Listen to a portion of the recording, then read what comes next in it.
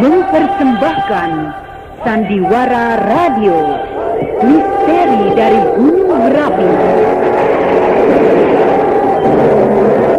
Dalam kisah Pengantin Lembah Hantu.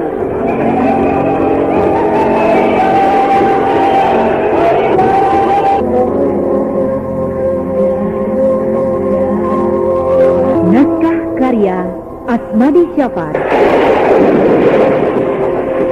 dengan para pelaku Ana Rusli sebagai Rosmina, Idris Apandi sebagai Raisman, Iwan Kamajaya sebagai Salihun, Widiati sebagai Julaiha, dan pembawa cerita Neni Sumardi.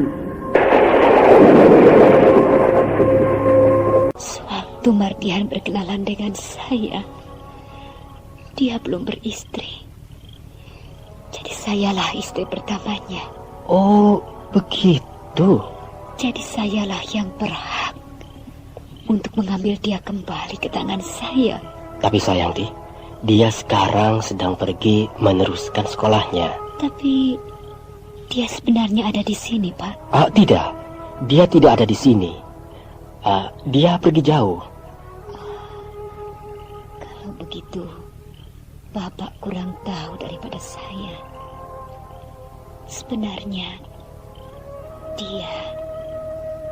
dia ada di daerah ini. Cuma saya tidak tahu di mana dia bersembunyi. Dia ada di sini? Ya. Dan rasa-rasanya sebentar lagi dia akan datang kemari. Nah, boleh saya menunggu di sini, Pak? Akan datang kemari? Dari mana adik tahu? Bapak dengar lolong anjing itu? Iya. Saya dengar. Itu tandanya sebentar lagi dia akan datang kemari. Wanita ini aneh. Jangan-jangan dia siluman. Hei, boleh saya tahu nama Adi? Nanti kalau adik tidak bertemu dengan Mardian, biarlah saya akan sampaikan kepadanya. Apakah Bapak mengusir saya dari rumah ini? Oh, tidak. Bukan begitu maksud saya. Kukunya panjang-panjang dan hitam mengkilat. Makhluk apa ini? Bapak tampaknya curiga pada saya. Baiklah, saya pergi saja. Saya tidak akan mengganggu Bapak, karena Bapak orang baik. Ya, baik, ya. Tolong katakan padanya, saya datang kemari untuk menagih janji. Nama saya Nik Ringgi.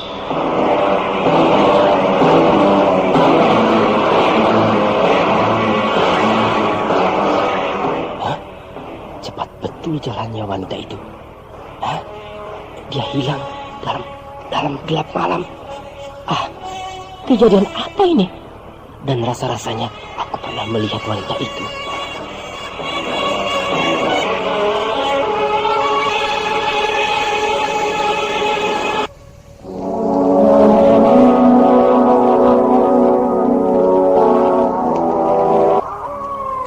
Bas, lihat wanita itu. Wajahnya mengerikan, Bara. Tapi aku kenal dengannya. Siapa namanya, Bara? Namanya Nik Ringgi. Nik Ringgi? Ya. Namanya aneh. Iya, betul. Dan orangnya juga aneh. Ya, memang begitu. Dia itu orang-orang dari Datuk Panglima Kumbang. Oh, begitu. Lalu apa yang dibuatnya di sini, Bara? Dia sedang mencari Mardian. Mardian? Ya. Karena Mardian yang telah membunuh kedua anaknya. Apakah dia tahu bahwa Mardian akan datang kemari? Justru dia yang lebih tahu dari kita. Biasanya penciuman mereka tajam. Oh, begitu. Tapi kini Mardian juga tidak akan bertemu dengan dia. Karena Mardian mendapat pengawalan dari si Badirul itu. Mari kita tanya. Iya, baiklah. Tapi tidak apa-apa kan, Bara? Kau tidak akan diapa-apakannya. Kau sudah kenalkan dengan pemimpinnya? Sudah kenal bukan? Iya. Aku sudah pernah berjumpa dengan Datuk Panglima Kumbang. Nah, itu sebuah jaminan untukmu. Ayo. Iya. Shh, tunggu dulu. Ada apa, Bara? Lihat. Apa yang akan dia lakukan? Hah? Dia berubah menjadi harimau. Berarti dia sudah siap untuk menekan mangsanya. Nah, lihat. Dia mulai menunggu mangsanya. Apakah dia akan menerkam siapa saja yang lewat di sini? Tidak. Dia pasti akan menerkam orang yang dia cari.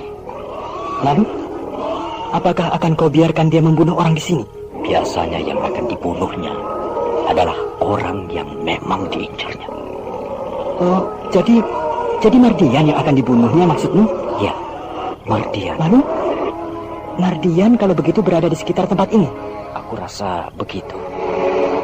Apakah berarti Mardian sudah dekat? Ya, mungkin. Lalu, apakah kita akan menonton Mardian dirobek-robek Nik Ringgi? Menonton dirobek-robek Nik Ringgi? Loh, kan kau bilang begitu. Ya, sebentar lagi Mardian akan dirobek-robek oleh Nik Ringgi. Nah, kan betul. Kita akan menonton bangsat itu menjadi mayat sebentar lagi. Oh, jangan. Jangan? Ya. Apa maksudmu? Kita harus cegah. Kita harus cegah? Betul. Oh, kau ini bagaimana? Kenapa? Apakah akan kita biarkan seorang manusia dibunuh di depan kita? Bara, bukankah yang akan dibantai oleh Nik Ringgi itu adalah musuh besarmu? Lalu kenapa harus kau cegah? Biar saja. Jadi kau kan tidak capek-capek untuk mengeluarkan tenaga membunuhnya. Aku bukan manusia seperti itu, Bas. Aku masih ada rasa kasihan melihat nasibnya seperti sekarang ini. Alah, mengasihani Mardian sama juga kau mengasihani ular. Begitu dia lepas dari kesusahannya, maka kau yang akan digigitnya. Sudah, nanti kita berdebat lagi. Lihat, ada bayangan orang sedang berjalan di dekat hutan itu.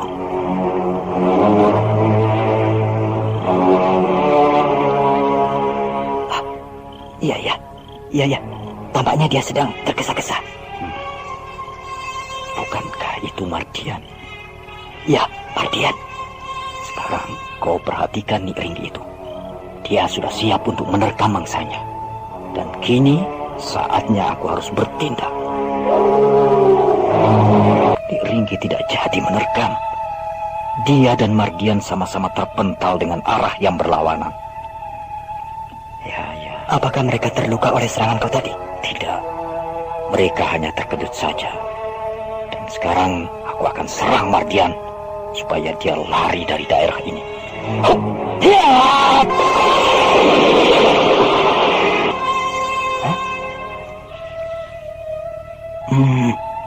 Dia tampaknya ketakutan, Bara. Dan sekarang dia harus lari bila aku serang lagi.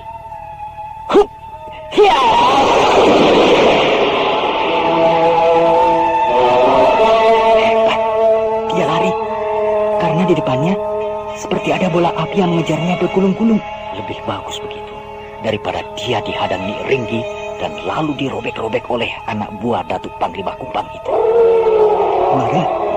Nik Ringgi tampaknya marah pada kita. Kau tenang saja. Biar aku yang menghadapinya. Pangeran, kenapa kau halangi aku? Apakah kau memihak padanya? Maafkan saya, Nik Ringgi. Saya tidak tega melihat Mardian mati dirobek-robek di depan saya. Oh, Pangeran. Sudah berbulan-bulan aku menunggu kesempatan untuk membalas dendam padanya. Kini ketika kesempatan itu ada, kau halangi aku. Aku tahu kau berada di dekatku dari tadi. Tapi aku tidak menyangka kalau kau memihak padanya. Maaf, Nik Ringgi. Aku bukan memihak padanya. Tapi aku tiba-tiba saja tidak tega melihat dia mati dengan cara yang mengerikan begitu. Akan aku bawa dulu ke hadapan Datuk Panglima Kumbang. Dan nanti terserah Datuk yang akan menghukumnya dengan cara apa. Tapi kini semuanya menjadi sia-sia. Tapi aku benar-benar tidak tega melihatnya mati, Nik Ringgi. Apakah kau sekarang sudah tidak suka lagi pada bangsa kami? Pada orang-orang Datuk Panglima Kumbang? Baik, kalau begitu akan aku laporkan pada Datuk. Biar beliau tahu bahwa kau sekarang bukanlah orang yang bisa diajak berkawan lagi. Kau sudah menjadi penghalang kami. Kau musuh dalam selimut. Nik Ringgi, tunggu dulu. Nik Ringgi! Nik Ringgi! Nik Ringgi!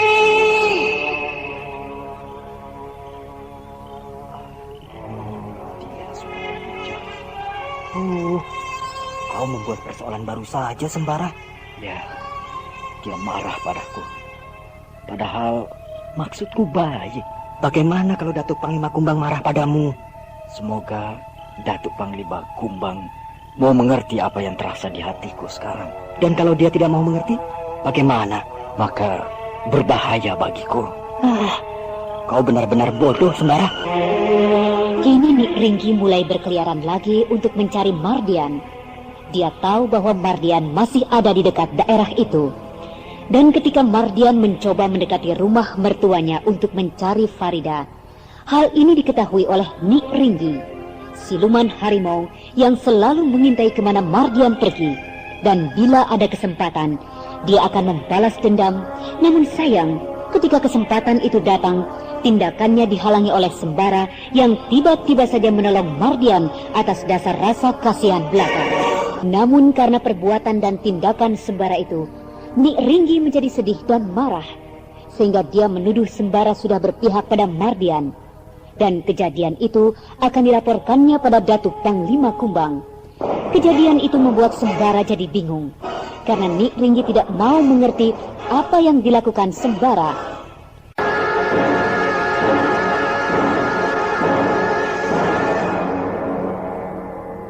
Suni, marilah. Masuklah ke dalam tempatku ini.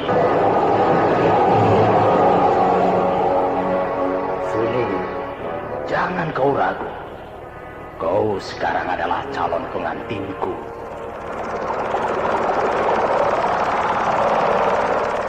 Ya, aku akan datang, Ular Hitam. Oh, lembah hantu ini mengerikan, sangat mengerikan. Kau tidak usah ragu-ragu. Melangkahlah ke tempatku ini. Ya, Ular Hitam. Aku datang, Ular Hitam. Pada malam bulan purnama itu, Suni telah berada di lembah hantu dengan ditemani oleh Rosmina. Dan kini upacara penyerahan gadis itu sedang berlangsung. Dan Suni tampaknya sudah pasrah, karena dia sudah berada di bawah pengaruh sihir Badirul alias si ular hitam. Sehingga kini dia melangkah perlahan-lahan namun pasti menuju tempat yang telah ditentukan itu. Ayo, Rosmina. Tiba ruangan ini menjadi terang benderang. Ular besar berwarna hitam. Ya, ini aku. Kau terkejut, Rosmina? Tapi suaramu seperti suara Pak Badirul. Ya, memang aku, Badirul, yang bergelar si ular hitam. Mengerikan. Kau jangan pengaruhi Suni. Jangan kau pengaruhi calon pengantinku. Aku rela jadi istrimu. Kau laki-laki gagah. Aku belum pernah melihat laki-laki segagah kau. Ya, aku memang laki-laki yang gagah, yang siap menerimamu. Mari, jangan ragu-ragu. Oh, kejadian apa yang akan aku lihat sebentar lagi? Mengerikan. Suni akan mengalami nasib yang mengerikan. Biarlah aku jadi disembuhkan. tidak tahan melihat peristiwa ini. Kau akan mempengaruhi Suni. Suni, jangan kau dekati makhluk itu. Jangan kau ganggu dia. Dia terus mendekati makhluk itu. Kau laki-laki gagah. Kawinilah aku. Aku senang menjadi istrimu. Suni, jangan kau dekati dia. Jangan melangkah terus. Suni, jangan. Aku sebentar lagi jadi pengantin. Ya, sebentar lagi kau jadi pengantin. Dan kau bersedia. Duduk dan bersemedilah. Suni, jauhi dia. Ular itu mulai bergerak. Dia mulai membeli tubuh Suni. Suni, jangan dekati dia. Kau memang benar-benar laki-laki jantan. Pelukanmu membuatku hangat. Kau gagah dan perkasa. Dia melilit tubuh Suni. Kenapa Suni tersenyum begitu? Suni!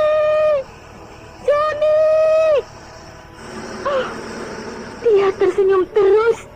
Kau jangan menghalangi aku, Rosmina. Dia ini bagianku. Ular itu mulai membuka mulutnya. Dia siap menelan Suni yang berada di dalam belisannya. Suni! Aku datang, Ros. Hah? Kau, Basir? Iya, aku datang bersama Sembara. Buat apa kau datang kemari, Basir? Aku ingin menolong anak itu dari cengkraman makhluk jahat itu yang berbentuk ular besar. Kau ingin menolongnya? Apakah kau sanggup? Akan aku coba. Mana Sembara? Dia sedang berjaga-jaga di luar. Kurang ajar. Siapa yang mengizinkan kau masuk kemari, ha? Dia tahu aku hadir di sini. Siapa yang menyuruhmu masuk kemari?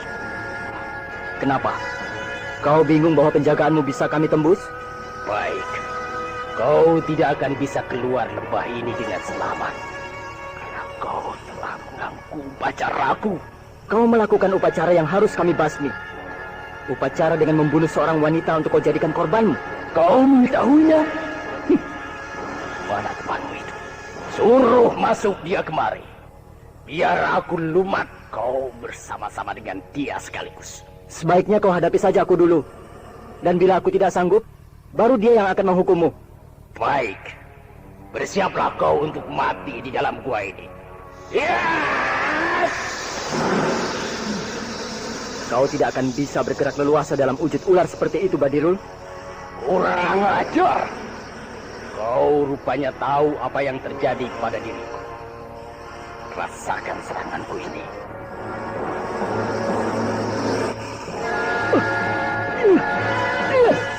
Perkelahian antara Basir dan Badirul yang sedang berbentuk ular besar tidak terelakkan lagi.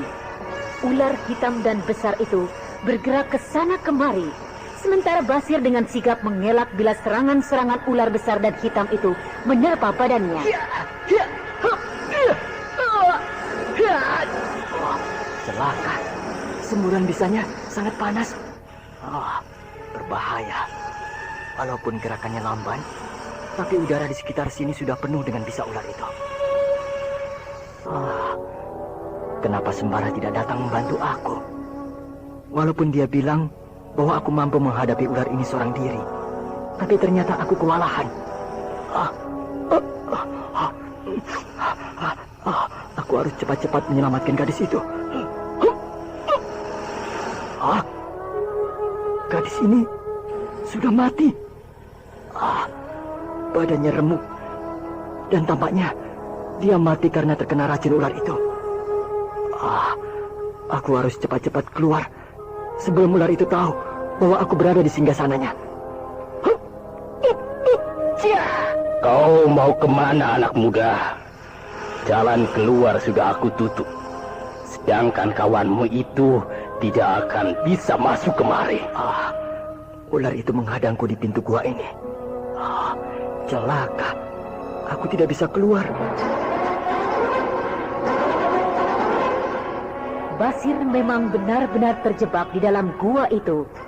Begitupun Sembara yang menunggu di luar juga kena jebak dukun Badirul yang sakti itu. Kemudian Sembara melihat Basir berhasil keluar dari gua dan membawa Suni dalam pelukannya. Sehingga Sembara kemudian membuntuti kemana Basir pergi. Padahal yang dilihat Sembara justru hanya Fata Morgana.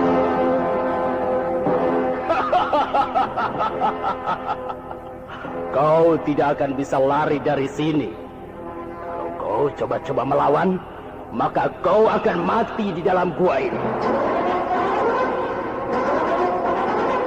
Mendengar ancaman Badirul yang sedang berubah menjadi ular hitam dan besar itu, Basir menjadi ragu-ragu. Sementara itu, asap racun di dalam gua semakin menyesakkan nafasnya. Dan tanpa bisa berbuat banyak, Basir rubuh tidak sadarkan diri.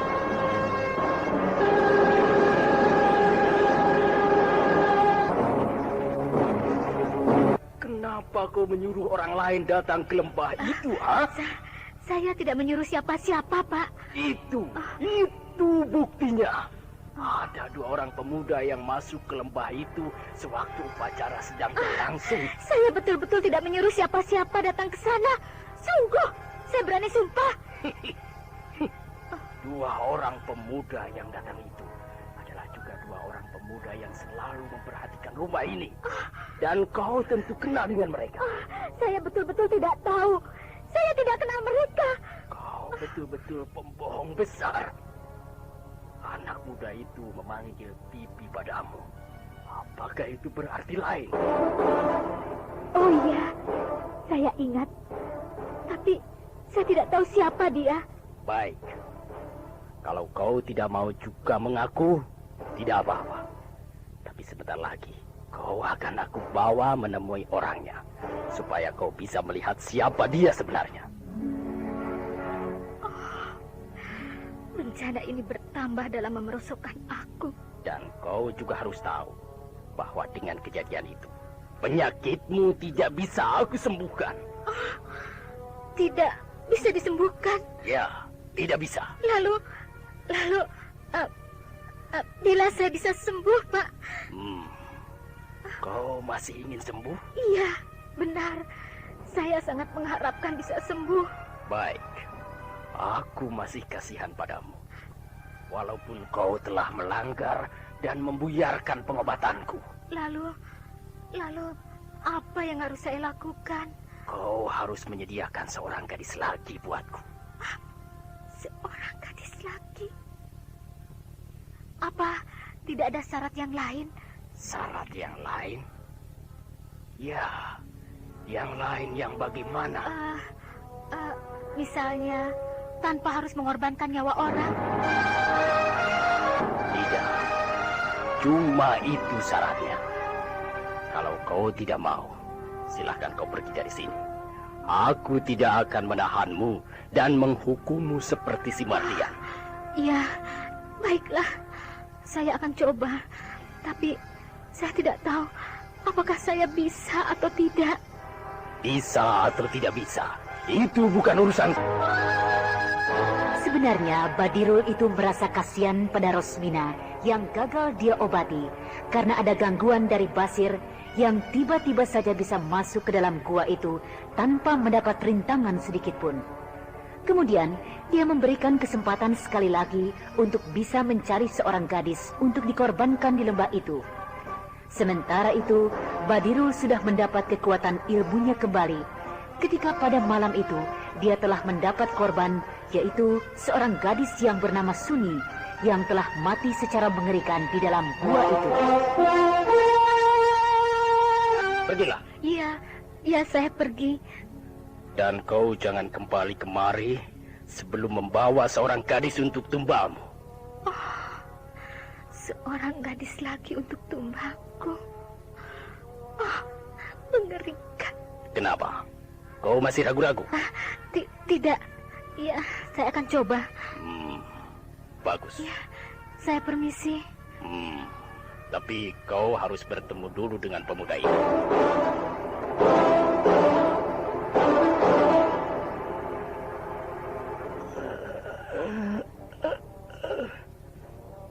lihat siapa itu?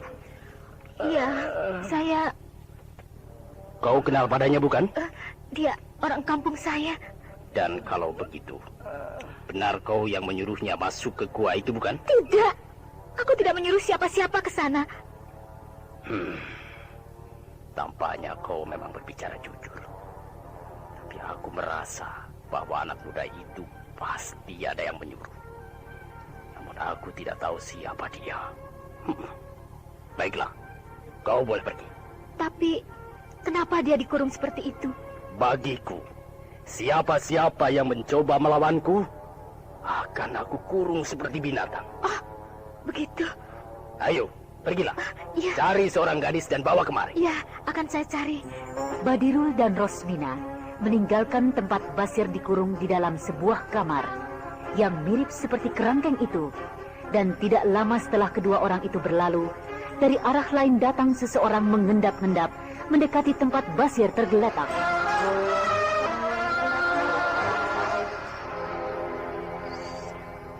Kau masih pusing?